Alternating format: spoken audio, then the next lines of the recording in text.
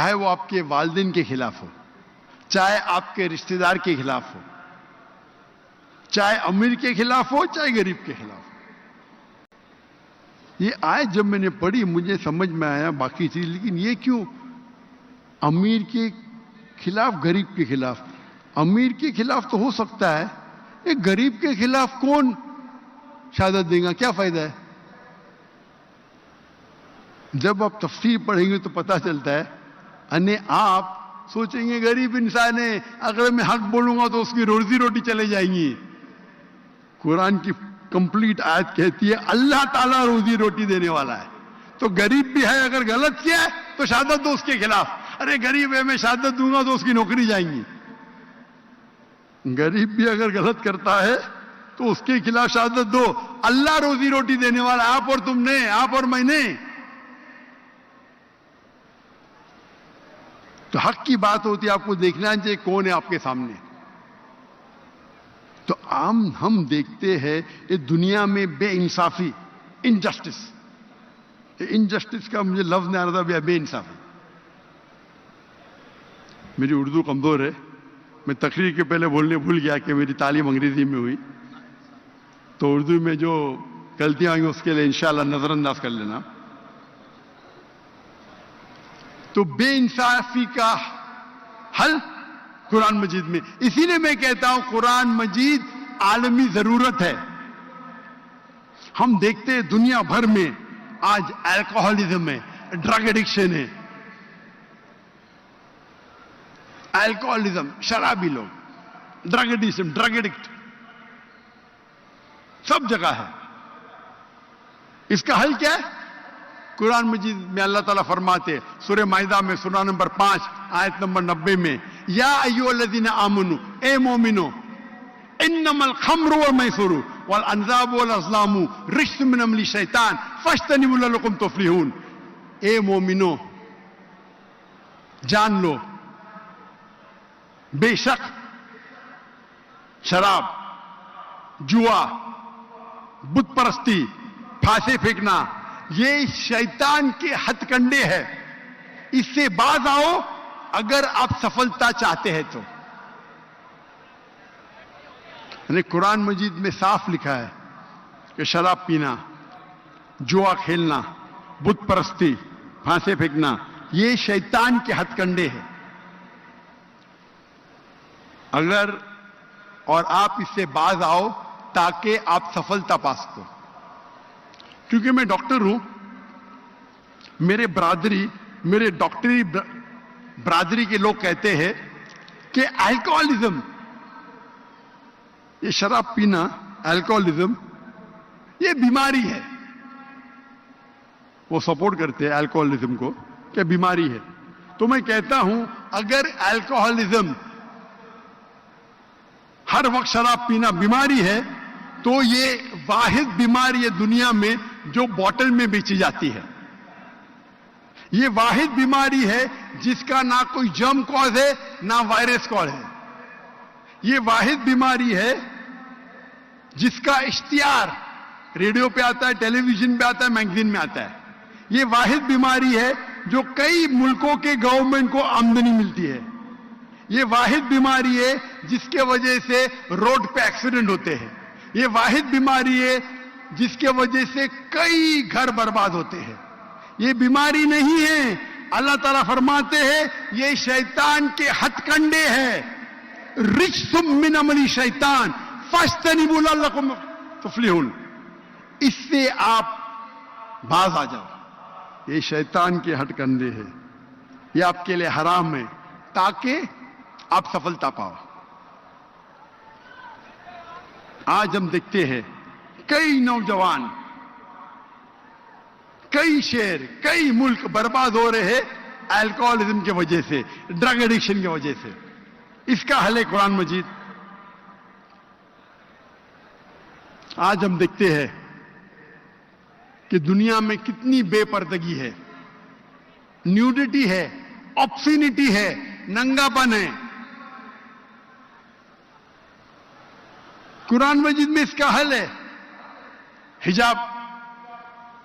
لیکن اللہ تعالیٰ خواتین کے حجاب کے پہلے قرآن مجید میں مردوں کا حجاب بیان کرتے ہیں. خواتین کے حجاب کے ایک آیت پہلے مردوں کا حجاب کا ذکر کرتا ہے اللہ تعالیٰ. سورہ نور سورہ نمبر 24 آیت نمبر 30. کہو مومن مرد سے کہ وہ اپنی نظر نیچے کر لے. کہو مومن مرد سے, مسلمان مرد سے, کیا وہ اپنی نظر نیچے کرے تو کیا وہ محفوظ رہے. نظر نیچے کرنا مطلب اگر آپ کوئی بھی خاتون کوئی بھی لڑکی کو دیکھتے ہیں اور اگر آپ کا دماغ بھٹکتا ہے تو آپ کو گزر بسر کرنا چاہیے. گزر بسر کرنا چاہیے. ایک مسلم تھا جو ایک لڑکیوں کو دیکھ کے گھور رہا تھا, تو اس کے دوست نے کہا آپ کیا کر رہے ہیں, لڑکی کو گھورنا حرام ہے. تو اس نے کہا ہمارے رسول آخری نبی صلی اللہ علیہ وسلم نے کہا کہ پہلی نظر معاف ہے دوسری حرام ہے. میں نے تو آدھی نظر بھی پوری نہیں کیا.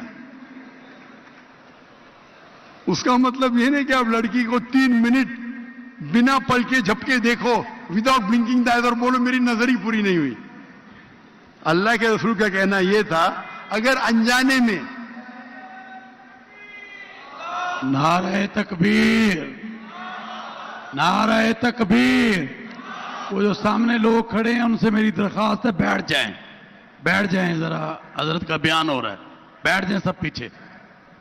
اللہ کے رسول کے معنی یہ تھی کہ اگر انجانے میں آپ کوئی لڑکی کو دیکھیں گے تو نظر نیچے کرو, دوسری بار مت دیکھو. اس کا مطلب نہیں کہ ایک لڑکی کو 3 منٹ بنا پل کے جھپکا ہے وداؤٹ دیکھو اور بولو کہ نظر پوری نہیں ہوئی. اس کے بعد آتا ہے خواتین کا حجاب کہ کہو مومنہ سے مسلمہ سے کہ اپنی نظر نیچے کرو اور اپنے پلو کو اپنے ہیڈ کورنگ کو اپنے چھاتی پہ ڈالو اور اپنی زینت کو محفوظ کرو. صرف اپنے شوہر, اپنے والد, اپنے بیٹوں اور ایک لمبی فہرست ہے محرم کی. تو محرم کے علاوہ غیر محرم کے سامنے آپ کو حجاب کرنا ضروری ہے. اور سورہ احزاب میں سورہ نمبر 33 آیت نمبر 59 میں کہا گیا ہے کہ جب بھی یہاں آیت مل گیا اے نبی کہہ دو اپنی بیویوں سے, اپنی بیٹیوں سے اور مسلمان عورت سے کہ جب بھی وہ باہر جائیں گی تو جلباب پہنے.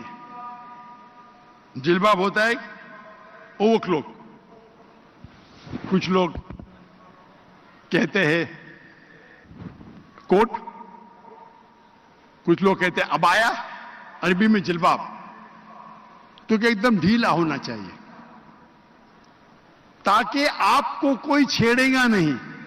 جلباب پہنو تو لوگ جانیں گے کہ آپ ایک ایسی خاتون ہیں جو عزت والی ہے اور آپ کو کوئی چھیڑے گا نہیں. اور شریعت میں قرآن اور حدیث کی روشنی میں 6 چیزیں ہیں حجاب کے بعد. Number 1 extent. ایکسٹینٹ مطلب کتنا حصہ آپ کے بدن کا چھپا ہونا چاہیے. مرد کے لیے ہے ناف سے لے کے گھٹنے تک, عورت کے لیے پورا جسم ڈھکا ہونا چاہیے. صرف وہ چیز چہرہ اور ہاتھ کھلا ہو سکتا ہے. کچھ علماء کہتے ہیں یہ بھی چھپا ہونا چاہیے. لیکن یہ تو سب مانتے ہیں, اختلاف ہے چہرے پہ اور ہاتھ پہ. باقی جسم پہ نہیں, تو باقی پورا جسم چھپا ہونا چاہیے, صرف چہرہ اور ہاتھ چھوڑ کے. دوسرا, باقی 5 جو نقطے ہیں وہ خواتین اور مرد میں یکساں ہے. دوسرا نقطہ, کپڑے اتنے چست نہیں ہونا چاہیے تاکہ آپ کے جسم کا ڈھانچہ دکھ سکے, آپ کے جسم کے کنٹور نہ دکھ سکے. تیسرا نمبر, کپڑے اتنے پتلے نہیں ہونا چاہیے چاہے اس کے تھرو آپ دیکھ سکیں.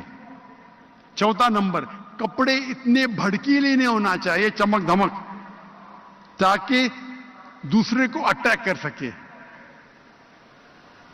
आप पहन रहे अबाया, लेकिन उसके ऊपर सीक्वेंस है, हर कदम पे छिपक छिपक लाइट आती है अपने चेहरे पे, रोशनी।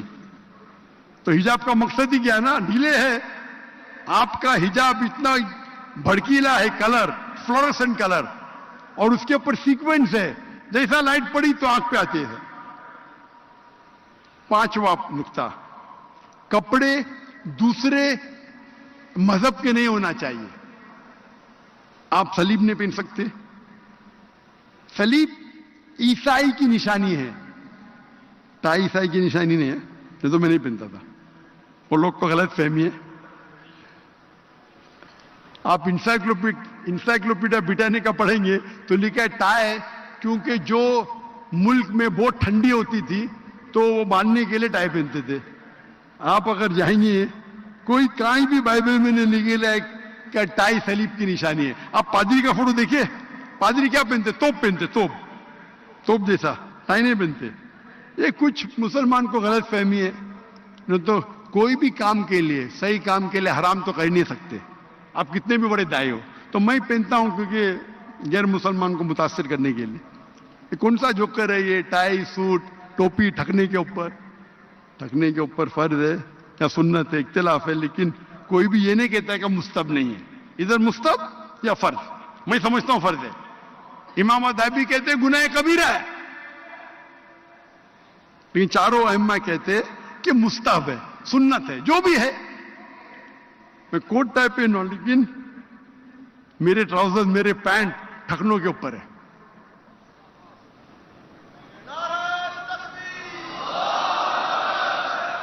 सिर को ढाकना सुन्नत है, टाई को पहनना मुबा मतलब ऑप्शनल। तो पांचवा नुक्ता है, वो निशानी मत पहनो जो गैर मजहब की निशानी है, सलीब टीका। और आखिरी है, आप दूसरे जिन्स के कपड़े मत पहनो, मर्द औरत के कपड़े नहीं पहनना चाहिए, औरत मर्द के। ये 6 है। अगर इसका एहतराम करेंगे तो पूरी पोर्नोग्राफी और पूरे ये नंगापन दुनिया से निकल जाएगा। अफसोस की बात है कि हम कई बार मुस्लिम माशरे में देखते हैं, जब मैं तकरीर करता हूं तो हिंदू जो मेरी तकरीर को देखते हैं, जब मुझसे मिलने आते हैं तो एहतराम करते हैं।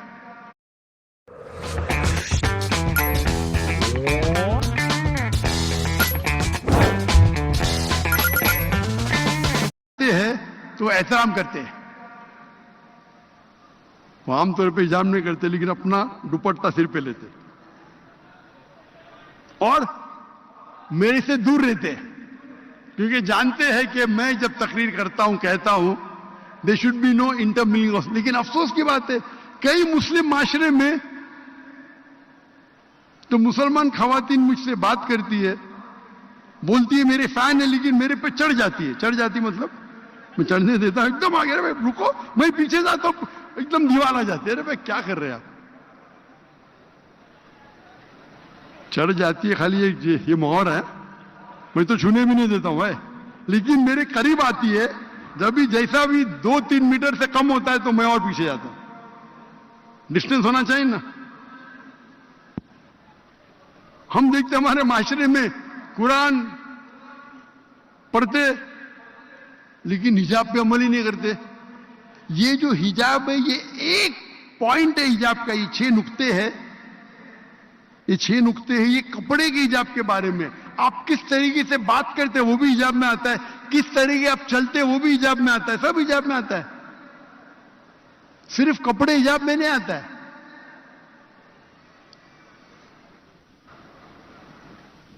अफसोस की बात है, जब मुस्लिम माशरे में जाते हैं तो उन्हें हिजाब की तहजीब ने, मैं जाता हूं कई मुसलमान ताजिर, उनकी सेक्रेटरी खातून, क्यों? वो काम करने में बहुत अच्छा है। अल्लाह के रसूल फरमाते हैं, अगर आप एक कमरे में एक मर्द और औरत नामहरम है तो तीसरा इंसान शैतान है। आपकी सेक्रेटरी को आप नोट देंगे ना, क्या मर्द मर गए क्या दुनिया के?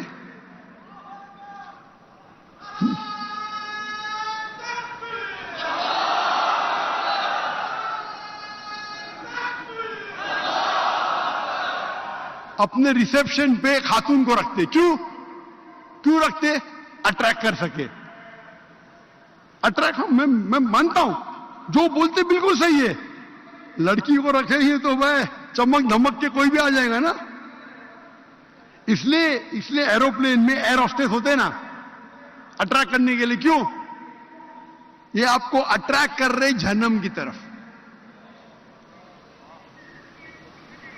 آپ کو اللہ پہ بھروسہ ہی نہیں, لیڈی سیکرٹری رکھتے, لیڈی ریسیپشنسٹ رکھتے. خواتین اگر کام کرنا چاہتے وہ ایسا کام ہونا چاہیے جو شریعت کے خلاف نہیں ہے, اور علیحدہ ہونا چاہیے. لیڈی سیکشن بالکل الگ. There should be no intermingling of جنس. انٹرمنگلنگ ہونا ہی نہیں چاہیے. انٹرمنگلنگ ہوئے گا تو فتنہ ہوں گی. آپ اگر خوبصورت سیکرٹری کو رکھیں گے اور آپ ان کو ڈکٹیٹ کریں گے, آپ کے دماغ میں کچھ نہیں ہوئے گا, تو آپ کو ڈاکٹر کی ضرورت ہے. آپ کو کچھ بیماری ہے, آپ خوبصورت سیکرٹری رکھتے, اس کو ڈکٹیٹ کرتے, پھر بولتے ذرا لیٹ ہو گیا, لیٹ رکو, وہ رکیں گی. آپ ان کے مالک ہیں.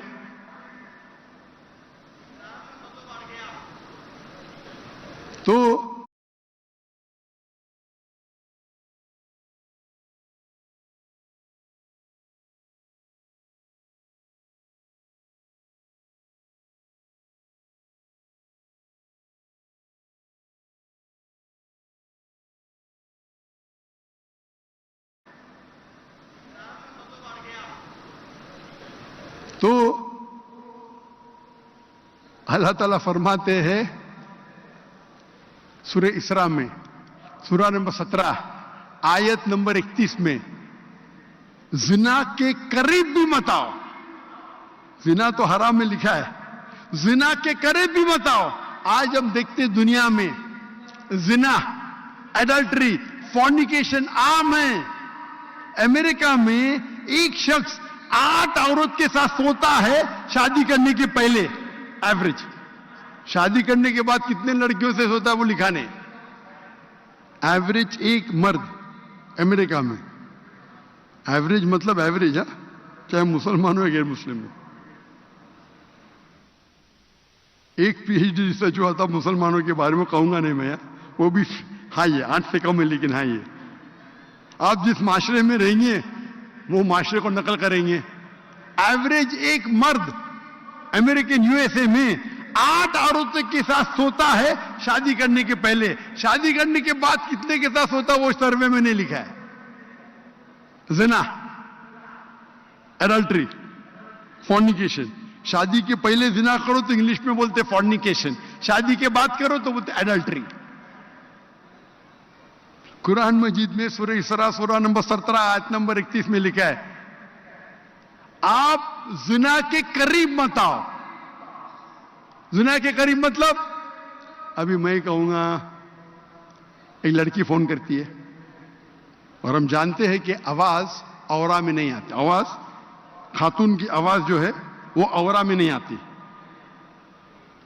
تو خاتون فون کرتی ہے تو میں بات کرتا ہوں, 2 بار فون کرتی, 3 بار فون کرتی, پھر اچھی آواز میں بات کرتی. ارے لڑکی سے بات کرنا کیا ہے, نو پرابلم. پھر بولتی چلو چائے کے لیے باہر جائیں گے. چائے کے لیے کیا پرابلم, نو پرابلم, ہم زنا تھوڑی کر رہے, چائے کے لیے. پھر 2-3 بار چائے کے لیے جائیں گے, میکڈونلڈ میں جائیں گے, کینٹکی فرائڈ چکن میں جائیں گے, اسٹاربکس میں. بعد میں بولیں گے رات کو کھانے پہ جائیں گے, رات میں کھانے کے لیے, حرام تھوڑی ہے. اس کے بعد ہوٹل میں ساتھ میں سوئیں گے. اسے کہتے خطوات الشیطان. پہلے شیطان جانتا ہے کہ آپ اچھے مسلمان ہیں تو ٹیلی فون پہ بات کرنا, ٹیلی فون پہ خاتون سے بات کرنا تو حرام نہیں, لیکن بے بنیاد بات کرنا. اللہ فرماتے قرآن مجید میں سورہ احزاب میں سورہ نمبر 33, اللہ کے رسول کے بیویاں سے, ہمارے امہات المومنین سے, اللہ تعالیٰ فرماتے آپ کی آواز be complacent in your voice, مطلب آواز کو آپ زیادہ خوبصورت مت بناؤ, نہیں تو اس آدمی جس کے دل میں بیماری ہے وہ غلط سوچے گا. کس سے کہہ رہے؟ امہات المومنین سے. اللہ تعالیٰ فرماتے ہمارے اللہ کے آخری نبی کے بیویوں سے کہتے ہیں، یعنی اگر ہائیسٹ کس کا اگر عہدہ ہے خواتین میں وہ امہات المومنین کا ہے. اللہ تعالیٰ فرماتے be complacent in your voice, اپنی آواز پہ دھیان دو، مطلب زیادہ خوبصورتی مت کرو. اگر زیادہ hello how are you I am very fine, آپ کیسے ہو، میں تو بہت اچھی ہوں. اچھا آپ نے یہ پکچر دیکھی امیتابھ بچن کا؟ ہم نے دیکھا. ابھی کیا ضرورت ہے آپ کو بات کرنے؟ بات کرنا حرام نے، لیکن جب بات کرتے تو زیادہ کمپلیسنٹ مت ہو، مطلب زیادہ خوبصورت سے بات کریں گے تو کیا ہوگا؟ اللہ فرماتے سورہ روم میں سورہ نمبر 30 آیت نمبر 21 میں اللہ نے مرد اور عورت کے بیچ میں محبت ڈالی. مرد اور عورت مطلب بیوی اور شوہر کے، لیکن اب بیوی شوہر میں پھر بھی محبت آ جاتی ہے تو یہ حرام محبت ہے، خطوات شیطان. تو سیکرٹری رکھیں گے، بہانا چاہیے وہ اچھی ہے، وہ کیا ضرورت ہے؟ مرد کیا مر گئے؟ تو یہ سب حجاب کے خلاف ہے، صرف کپڑے پہننا نہیں. تو ہم دیکھتے ہیں، ہم عام طور پہ اشتہار لوگ مذاکر میں کیوں آپ بولتے ہیں یوٹیوب کے ایڈورٹیزمنٹ حرام ہے؟ کیونکہ اس کے اندر ایڈ حرام ہے. 75% ہینڈ کے اندر آپ دیکھیں گے خواتین ہیں، موٹر سائیکل ایڈ میں خاتون ہیں، گاڑی کی ایڈ میں خاتون ہیں. مجھے کس نے کہا BMW کے ایڈ کے اندر ایک لڑکی کھڑی ہے بکینی میں اور اس پہ لکھا ہے ٹیسٹ ڈرائیو ہر ناؤ، اسے ابھی چکھو. کس کو؟ گاڑی کو ہے لڑکی کو؟ کیا ہو رہا ہے؟ ہم ہمارے ماں کو بیچ رہے، بیویوں کو بیچ رہے، بہن کو بیچ رہے. کیا ہو رہا ہے؟ اور کہتے ہیں ماڈرن ہو گئے. تو اللہ تعالیٰ فرماتے ہیں کہ زنا سے دور، زنا کے قریب مت آؤ. اللہ تعالیٰ کئی جگہ کہتے قرآن میں خطوات الشیطان، مطلب شیطان سے تو بچو ہے، شیطان کے سٹیپ سے خطوات الشیطان. اگر وہ پتہ ہے کہ آپ اچھے مسلم ہیں تو وہ چیز کرے گا جو مباح ہے، لیکن اس کے بعد آستے آستے آئیں گا. تو پہلے آپ جوک لو نا. میں دیکھتا ہوں مسلم معاشرے میں عورت آدمی ہاتھ ملا رہے. ارے ہاتھ ملانا خراب ہے کیا؟ کتنے جاہل لوگ ہیں آپ، ہاتھ ملانا خراب ہے کیا؟ اللہ کے رسول فرماتے اگر ایک آدمی ایک غیر محرم عورت کو چھوتا ہے تو سر میں کھیل ٹھوکنا بہتر ہے. سر میں کھیل ٹھوکنا بہتر ہے بنسبت ایک غیر محرم عورت کو چھونا. ارے لیکن وہ تو میری بیٹی ہے، صرف 16 سال کی ہے. 16 سال کی بیٹی کہ ہو جائز ہے. اگر آپ کی بیوی نے اسے جنم نہیں دیا آپ چھو بھی نہیں سکتے. بڑی کنٹروورسی ہو گئی تھی اسلام آباد میں جب مجھے تقریر کے لیے بلایا گیا تھا. کہا گیا تھا کہ بے اناتھ اورفن بچوں کو، تو ان کے میں پوری میری چینج کر کے میرا اسکیڈول 10 منٹ ان کو ملنے والا تھا. وہ تو پورا فوٹو سیشن تھا، بچے تو پیچھے رہ گئے فوٹو لے رہے. اور بنا کہے کہ کئی لڑکیاں سٹیج پہ آ گئے، بالغ لڑکیاں 14 سال 15 سال، اور حجاب بھی نہیں صحیح. اتنی بڑی فوج آ گئی تو کیا کرنے کا؟ بھگ جانے کا. ہم جھگڑا کروں ادھر، لوگ مجھے کچھ بھی بولے، بزدل بولے، کچھ بھی بولے، کائر بولے، میں تو میرے اللہ اور اللہ کے رسول بات پورا لائف ٹیلی کاسٹ ہو، تو بھگ گیا. ہاں ڈر کے بھاگ گیا. میں کیا جھگڑا کروں ادھر؟ تو ڈیبیٹ ہو گیا اس کے اوپر. اور آرفنیج کا مالک کہتا ہے یہ تو میری بچیاں ہیں. میں بولا تو چھو بھی نہیں سکتے ان کو. بچی بولو ٹھیک ہے، وہاں تک کہ ٹھیک ہے، بیٹا بولو ٹھیک ہے. آپ اگر کھانا کھلاتے اس کو، آپ چھو بھی نہیں سکتے. جب بھی وہ بالغ ہو گئی تو آپ چھو بھی نہیں سکتے. اگر آپ کی بیوی نے جنم دیا ٹھیک ہے تو جائز ہے. تو کدھر گیا اپنا معاشرہ؟ کدھر گیا سویٹ ہوم؟ سب سے سویٹ ہوم جنت ہے بھائی. جنت سے اچھا سویٹ ہوم تو دنیا میں نہیں ہے. اور اگر آپ ذاکر نائک کی کسٹ کو دیکھتے ہیں، آپ میرے فین ہیں، تو ایسے حرکت کیوں کرتے بھائی؟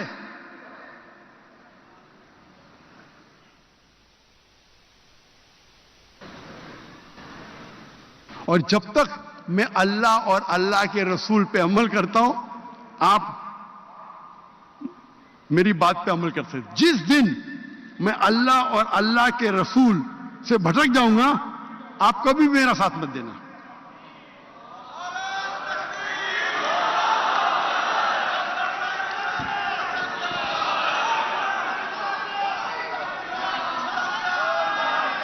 نعرہ تکبیر. اللہ، تالیاں نہیں بجائیں. کیونکہ یہ شیطان جو ہے، شیطان بھڑکانے میں ایکسپرٹ ہے.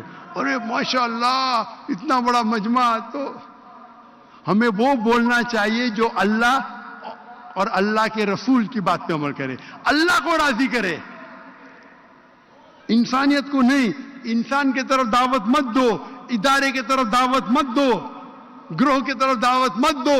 قرآن کی طرف دعوت دو، صحیح حدیث کی طرف دعوت دو، اللہ کی طرف دعوت دو، اللہ کے رسول کی طرف دعوت دو. اگر میں دائی ہوں تو صرف اللہ کا اور اللہ کے رسول کا.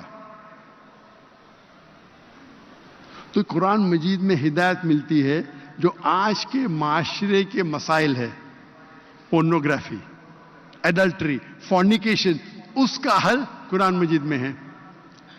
آج ہم دیکھتے ہیں کہ ربا، انٹرسٹ دنیا بھر میں پھیلا ہے، اور قرآن مجید میں ربا 8 بار آتا ہے، 8 بار. اور آتا ہے سورہ بقرہ میں، سورہ نمبر 2 آیت نمبر 278 اور 279. اگر آپ ربا سے باز نہیں آئیں گے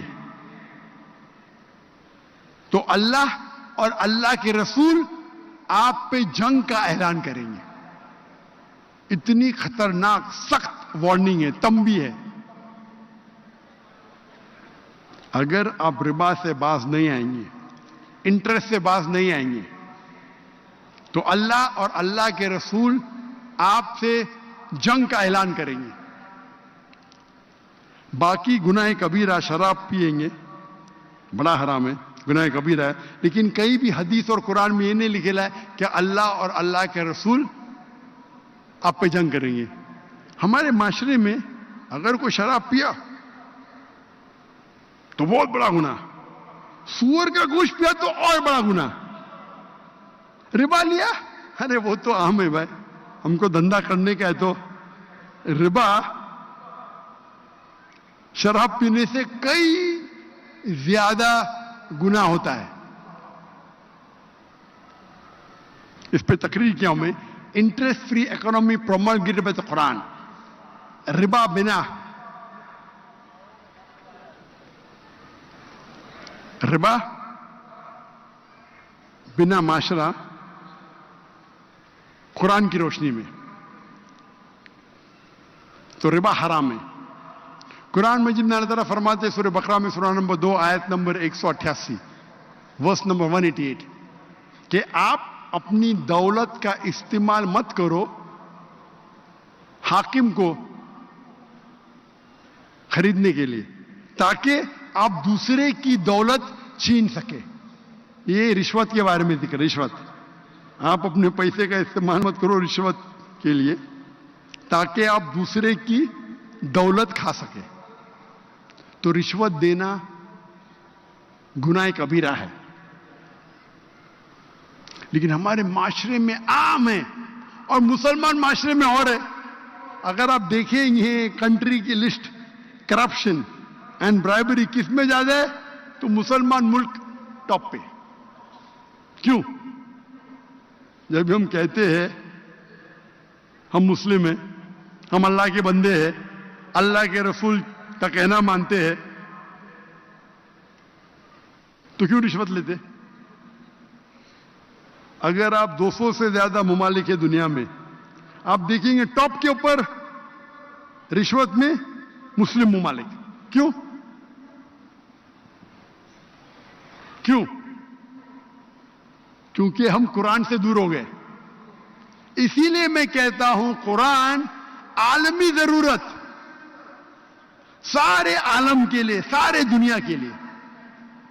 قرآن مجید میں سارے مسائل کا حل ہے, چاہے آپ کے خود کے ذاتی مسائل ہو, چاہے آپ کے فیملی کے مسائل ہو, چاہے آپ کے علاقے کے مسائل ہو, چاہے آپ کے شہر کا مسائل ہو, چاہے آپ کے ملک کا مسائل ہو, چاہے ساری دنیا کا مسائل ہو, قرآن مجید میں سارے مسائل کا حل ہے, سارے مسائل کا جواب ہے. قرآن مجید میں جو انسانیت کے معاشرے مسائل کا حل ہے, سوشل پرابلمز کا حل ہے, اکنامک پرابلم کا حل ہے, پولیٹیکل پرابلم کا, سیاسی پرابلم کا حل ہے قرآن مجید میں, سائیکولوجیکل پرابلم کا حل ہے قرآن مجید میں. افسوس کی بات ہے کہ ہم قرآن مجید کو نہیں پڑھتے, اور پڑھتے بھی ہیں تو سمجھ کے نہیں پڑھتے. میرے بیٹے نے تقریر کیا تھا کراچی میں, کیا قرآن مجید کو سمجھ کے پڑھنا ضروری ہے؟ قرآن مجید کو پڑھو, عربی میں پڑھو بے شک, عربی کے ساتھ اگر آپ کو عربی زبان پہ مہارت نہیں ہے تو اس کا ترجمہ پڑھو. آپ کو اردو زبان پہ مہارت ہے تو اردو میں پڑھیے, انگریزی میں مہارت ہے تو انگریزی میں پڑھیے, پنجابی میں مہارت پنجاب میں پڑھے, لیکن قرآن مجید کو عربی کے علاوہ وہ زبان میں پڑھو جس زبان میں آپ کو مہارت ہے, اور قرآن مجید کے ہدایت پہ عمل کرو. قرآن مجید راہ نجات ہے, آخرت میں ہمیں جنت میں لے جائیں گا. اسی لیے کہتا ہوں قرآن مجید ساری عالم, ساری دنیا کے لیے ضرورت ہے. اور قرآن مجید, میں نے کئی تقریر کی ہے جس سے ثابت ہوتا ہے قرآن مجید اللہ کا پیغام ہے, اور ہر دور میں اپنے آپ کو ثابت کیا کہ اللہ کا پیغام ہے. میں نے ایک تقریر کی ہے, از دا قرآن گاڈز ورڈ, کیا قرآن اللہ کا پیغام ہے؟ اور اس میں نے منطق سے, سائنس کے ذریعے ثابت کیا ہے قرآن مجید اللہ کا کلام ہے. اسی لیے میں کہتا ہوں قرآن مجید عالمی ضرورت ہے. میں تقریر کو ختم کرنا چاہتا ہوں اللہ کے رسول کی حدیث سے. اللہ کے رسول فرماتے ہیں کہ آپ قرآن پڑھو, اس کو سمجھو, اور قرآن کے بارے میں لوگوں کو اس کے پیغام کو پھیلاؤ. وآخر دعوانا الحمدللہ رب العالمین. بیٹھے بیٹھے جزاک اللہ. نعرہ تکبیر. بیٹھ جائیں, سوال جواب کی نشست ہوگی. بیٹھ جائیں, ابھی ختم نہیں ہوا. بیٹھ جائیں, بیٹھ جائیں بھائی, بیٹھ جائیں سب حضرات, تمام کے تمام حضرات بیٹھ جائیں بھائی, بیٹھ جائیں. ایک میرے ساتھ نعرہ لگائیں, نعرہ تکبیر. آپ سوال چاہتے ہیں ہاتھ کھڑا کریں, کون کون سوال چاہتا ہے؟ تو بیٹھ جائیں سب حضرات, بیٹھ جائیں. آج ڈاکٹر صاحب نے کتنا مدلل خطاب کیا ہے. بیٹھ جائیں, بیٹھ جائیں بھائی, بیٹھ جائیں. نظم و ضبط کا خیال رکھیں. کچھ سوال ہوں گے, ان کا جواب دیں گے, پھر کل انشاءاللہ بڑی نشست ہوگی. تمام حضرات سے میری درخواست ہے بھائی, دیکھیں کتنی اچھی آپ نے نظم و ضبط کا مظاہرہ کیا ہے. آپ بیٹھ جائیں گے تو پھر ڈاکٹر صاحب اس کا جواب دیں گے. بیٹھ جائیں, میں آپ سے کہہ رہا ہوں بیٹھ جائیں, بیٹھ جائیں. نظم و ضبط کا خیال رکھیں تاکہ ایک اچھا پیغام جائے. بیٹھ جائیں بھائی. بیٹھ جائیں. یہ جو آگے ہیں نا یہ ذرا زیادہ کر رہے ہیں, ابھی نہیں وہ جا رہے. بیٹھ جاؤ بھائی, بیٹھ جاؤ, بیٹھ جائیں. سب حضرات بیٹھے تاکہ پھر ہم دوسرا کام شروع کریں اور سوال و جواب, تاکہ وہ آپ کے سوال کو سن بھی سکیں, جواب بھی دے سکیں. اور آپ کو پتہ ہے طبیعت بھی, مگر انہوں نے ماشاءاللہ کتنا بڑا خطاب کیا ہے. اللہ تعالیٰ ان کی صحت میں, ڈاکٹر صاحب کی صحت میں, عمر میں برکت عطا فرمائے. تو میری آپ سے درخواست ہے آپ بیٹھ جائیں تاکہ, اور نظم و ضبط کا خیال رکھیں. یہ جتنے بھی سیکورٹی والے ہیں, پولیس والے ہیں, یہ باقاعدہ تمام حضرات کو بٹھا دیں. بہت شکریہ. اور آپ خود اتنے عظیم لوگ آئے ہوئے ہیں اس وقت, بیٹھ جائیں. اب جہاں جہاں پر مائک موجود ہیں اس پر یہ نہیں ہے کہ 10 لوگ سوال کریں, ایک بندہ سوال کرے گا اور پھر اس کا وہ جواب دیں گے.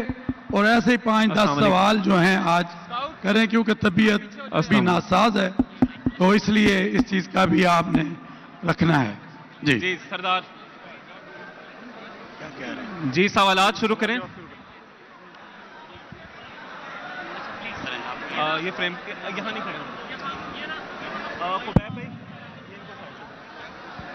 کس طرف سے سوال کرنا چاہتے ہیں؟ جی یہ گیٹ مائک نمبر 1 ہے, یہاں سے پہلا سوال ہوگا. گگندیپ. اچھا پہلے کر لیں. تمام حضرات اپنی اپنی نشستوں پہ تشریف رکھیں. اب انشاءاللہ العزیز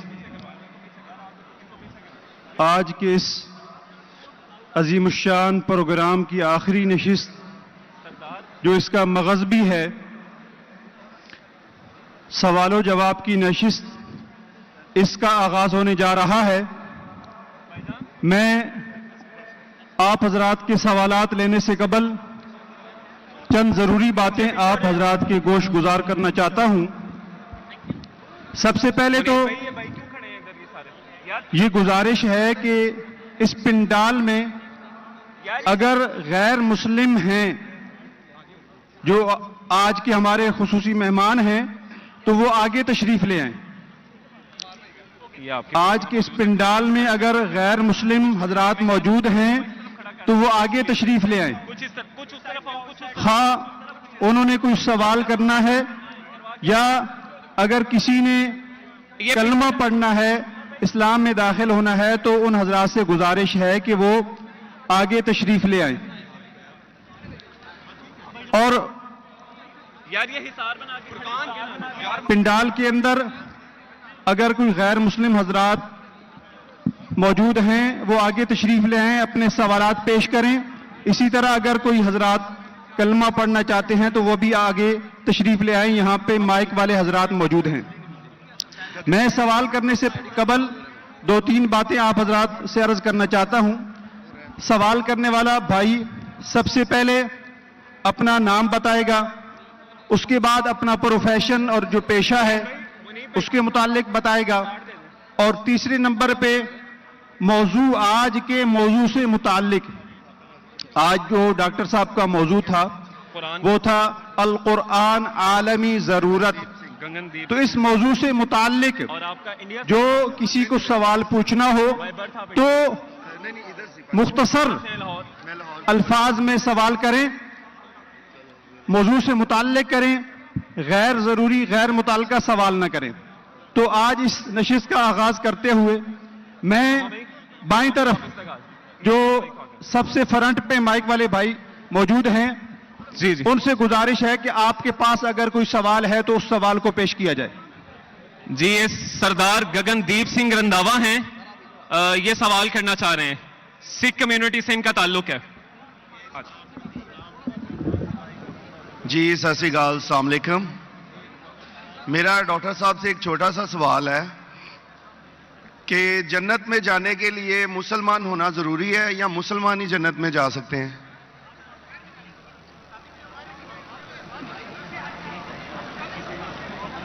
بھائی صاحب کا سوال ہے کہ جنت میں جانے کے لیے مسلمان ہونا ضروری ہے, صرف مسلمان جنت میں جائیں گے, صرف اپنے آپ کو مسلمان بولنا جنت میں جانے کے لیے کافی نہیں ہے. جس طریقے سے میں نے میرے تقریر میں کہا جنت میں جانے کے لیے 4 چیز کی ضرورت ہے.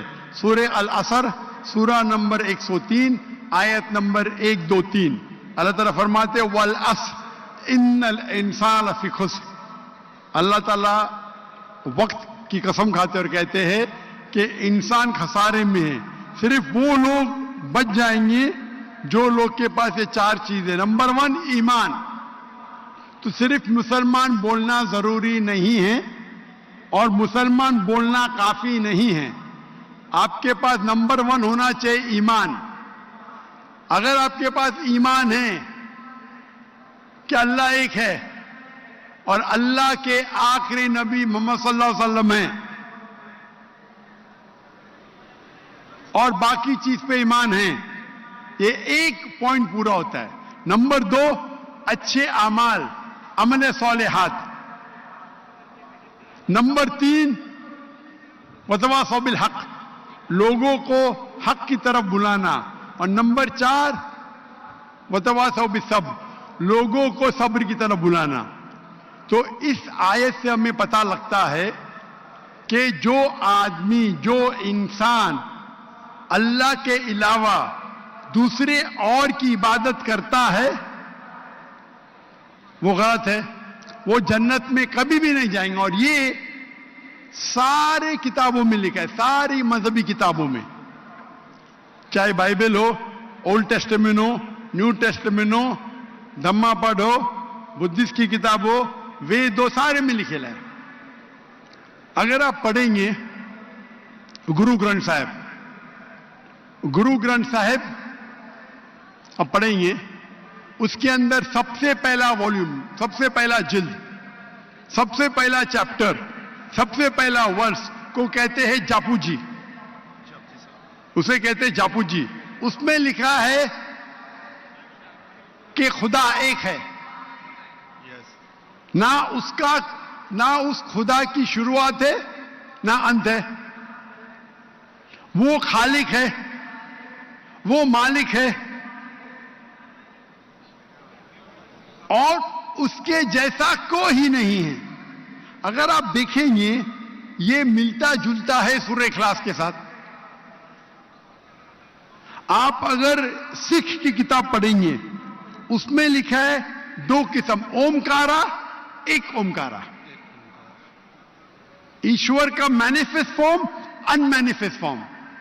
ہاں کہ نہیں, ہاں کہ نہیں.